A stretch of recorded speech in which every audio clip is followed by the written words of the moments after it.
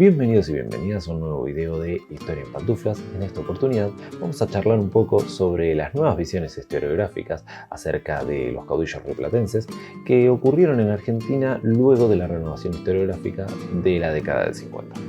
El primer exponente de esta generación de historiadores es Tulio Alperindongui. Este autor postula que es imposible pensar al caudillo sin tener en cuenta que luego de las invasiones inglesas, y más aún de la Revolución de Mayo, el Río de la Plata vivió dos procesos que cambiaron la forma de hacer política: la militarización y la democratización en las bases de poder.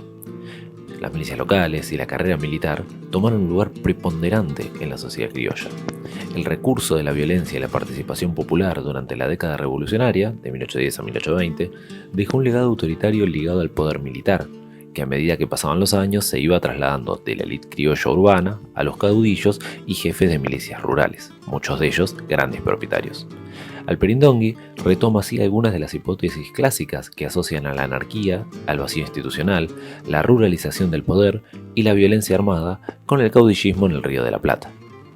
Durante la década de 1960 comenzó a pensarse el caudillismo en relación al clientelismo, en la cual se daba una relación de intercambio desigual entre las bases y la cúpula del poder. Ante la inexistencia de instituciones que canalizaran la política, se habría generado una red entre patrones y clientes que competían por el poder y la riqueza a partir de métodos violentos. Uno de los autores que postuló esto es el inglés John Lynch, quien menciona tres condiciones para el surgimiento del caudillo. 1. El vacío institucional y la falta de reglas. 2. La competencia mediante conflicto armado. Y 3. La relación clientelar en una sociedad agraria de terratenientes y peones. El autor ponía foco en el personalismo como reemplazo de las leyes. El caudillo gobernante, por lo tanto, surgía como un propietario que devenía en dictador, dando tierra, empleo y protección a sus seguidores a cambio de obediencia. Lo interesante de Lynch es que dividió a los caudillos por tipos. Primero, los que emergieron en las guerras de independencia y las montoneras, como Artigas y Güemes. Segundo, los que surgieron en oposición al poder central en Buenos Aires, como Estanislao López en Santa Fe y Francisco Ramírez en Entre Ríos, que junto con Quiroga encarnaron el avance de la barbarie sobre la civilización. Y por último, tercero, a Juan Manuel de Rosas como una categoría especial, como el tipo de caudillo que traslada las relaciones clientelares personales de la estancia a la política, donde se manipulaba a las masas campesinas. Para contradecir esta mirada clientelista, es necesario considerar las motivaciones, los intereses y la participación activa del bajo pueblo urbano, los sectores campesinos y las etnias locales.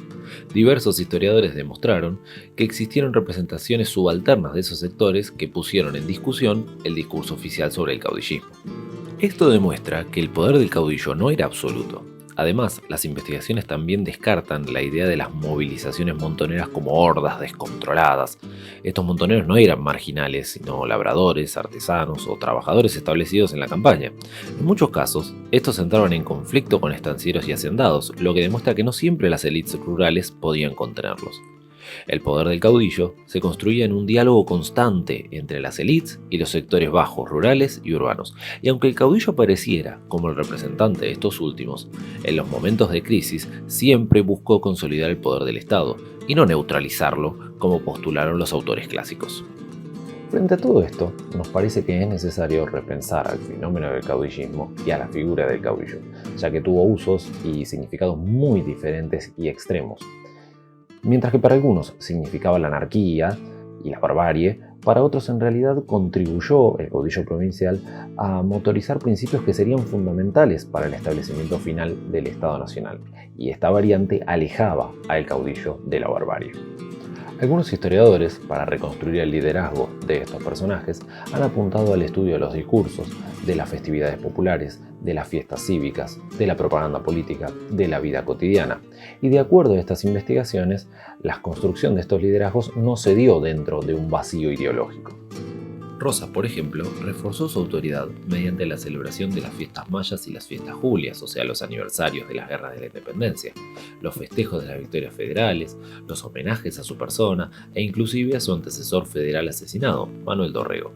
La propaganda rosista pretendía encumbrar al caudillo federal dentro de un discurso republicano en defensa de la independencia americana y la idea del imperio de la ley. Recordemos que a Rosas lo llamaban el restaurador de las leyes y el orden. Esto pudo haber sido una máscara, pero al contrario de los análisis que vimos, el discurso rosista hacía un culto de las virtudes ciudadanas buscando un obsesivo orden social. Lejos de escaparle a la política, Rosas hizo un uso político de las instituciones. También es necesario romper con el mito del vacío institucional asociado a la figura del caudillo. Durante mucho tiempo se trató de contar que luego de la caída del Directorio en 1820 por la intervención de los caudillos federales del litoral, avanzó la anarquía y el vacío institucional. Inclusive el fracaso de los proyectos de nación sería culpa de estos provincialismos caudillistas que erradicaron toda forma institucional, gobernando por vías no convencionales. Pero esto tampoco fue así.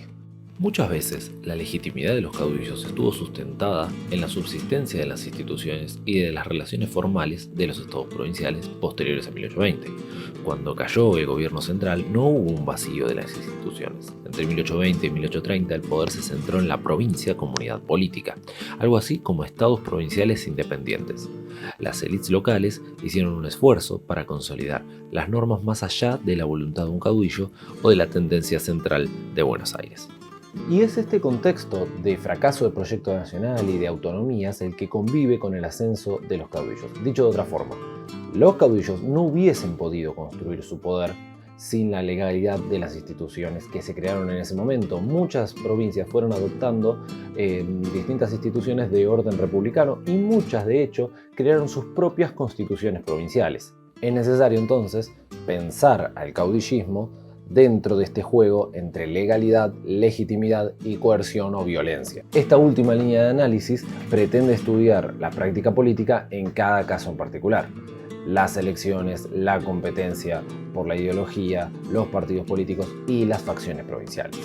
Concluyendo, en este video quisimos mostrar cómo la figura del caudillo, algo que todos tenemos presente y sabemos que existió, tuvo sin embargo un montón de significados y de interpretaciones diferentes. Y esto tiene que ver con el contexto en el que fueron pensadas esas interpretaciones. Entonces pasamos de el caudillo líder ligado a lo militar, despótico, símbolo de la barbarie y que hacía lo que quería, a una figura más ligada a lo clientelar, a una figura que tenía que ir negociando con los distintos sectores que se rodeaba y además ver también sobre quiénes ejercía su poder. Pasamos de considerar a las masas sumamente pasivas e ignorantes a en realidad sectores que eran protegidos por el caudillo, pero de los cuales el caudillo a su vez dependía. Entonces, vemos al líder enmarcado dentro de ese juego de instituciones, de legalidad, de legitimidad, también de cuestiones republicanas y de sectores sociales con intereses propios que no respondían solamente a lo que el caudillo quería. Espero te haya gustado el video. Ya que estás, suscríbete, comentá, danos me gusta o criticá. Nos vemos la próxima.